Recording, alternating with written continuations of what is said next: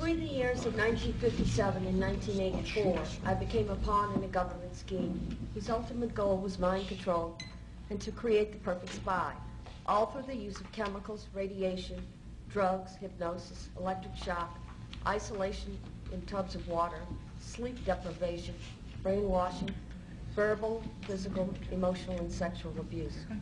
I was exploited unwittingly for nearly 3 decades of my life, and the only explanations given to me were that, quote, the end justifies the means, and, quote, I was serving my country in their bold effort to fight communism. I can only summarize my circumstances by saying they took an already abused 7-year-old child and compounded my suffering beyond belief. The saddest part is, I know for a fact that I was not alone.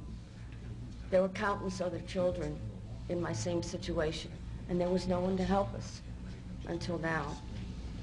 I've already submitted as much information as possible, including conversations overheard of the people, agencies responsible. I'm able to report all this to you in such detail because of my photographic memory and the arrogance of the doctors, the arrogance of the people involved. They were certain they would always control my mind. Although the process of recalling these atrocities is not an easy one, nor is it without some danger to myself and my family, I feel the risk is worth taking.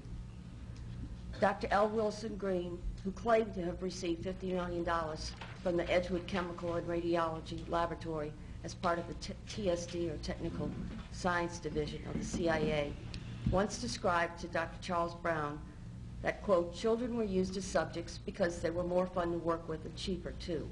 They needed lower profile subjects than soldiers or government people, so only young, willing females would do. Besides, he said, I like scaring them. They in the agency think I'm a god, creating subjects, experiments for whatever deviant purposes Sid and James can think up. Sid being Dr. Sidney Gottlieb, James, Dr. James Hamilton. In 1958, I was to be tested, they told me, by some important doctors from the society, or the Human Ecology Society, and I was instructed to cooperate. I was told not to look at anyone's faces and try hard not to ignore any names, as this was a very secret project. But I was told to be brave, and all these things would help me forget. Naturally, as most children do, I did the opposite and remembered as much as I could.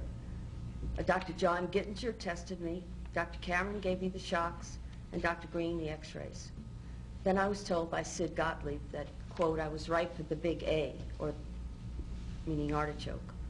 By the time I left to go home, just like every time from then on, I would remember only whatever explanations Dr. Robert G. Heath of Tulane Medical University gave me for the odd bruises, needle marks, burns on my head, fingers, and even the genital soreness.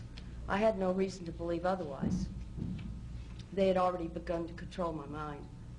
The next year, I was sent to a lodge in Maryland called Deep Creek Cabins to learn how to sexually please men. I was taught how to coerce them into talking about themselves, and it was Richard Helms, who was deputy director of the CIA, Dr. Gottlieb, Captain George White, Morris Allen, who all planned on filming as many high government agency officials and heads of academic institutions and foundations as possible, so that later when the funding for mind control and radiation started to dwindle, projects would continue. I was used to entrap many unwitting men, including themselves, all with the use of a hidden camera. I was only 9 years old when this sexual humiliation began. I overheard conversations about a part of the agency called ORD, which I found out was Office of Research and Development. It was run by Dr. Green, Dr. Stephen Aldrich, Martin Orne, and Morris Allen. Once a crude remark was made by Dr. Gottlieb about a certain possible leak over New Orleans East involving a large group of retarded children who are being given massive doses of radiation. He asked, why was Wilson so worried about a few retarded kids? After all, they would be the least likely to spill the beans. Another time, I heard Dr. Martin Orne, who was the director then of the scientific office and later the head of the Institute for Experimental Research, state that, quote, in order to keep more funding coming from different sources for radiation and mind control projects, he suggested stepping up the amounts of stressors used and also the blackmail portion of the experiments. He said it needed to be done faster than to get rid of the subjects, or they were asking for us to come back later and haunt them with our remembrances. There's much more I could tell you about government-sponsored research, including project names, sub-project numbers, people involved, facilities used, tests, and other forms of pain induction. But I think I've given more than enough information to recommend further investigation of all the mind control projects, especially as they involve so much use of the radiation. I would love nothing more than to say that I dreamed all this up and need just to forget it. But that would be a tragic mistake. It would also be a lie. All these atrocities did occur to me and to countless other children, and all under the guise of defending our country.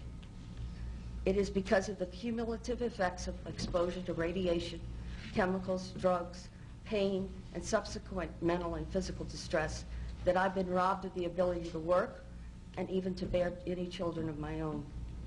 It is blatantly obvious that none of this was needed, nor should it ever have been allowed to take place at all. And the only means we have to seek out the awful truth and bring it to light is by opening whatever files remain on all the projects and through another presidential commission on mind control. I believe that every citizen of this nation has the right to know just what is fact and what is fiction.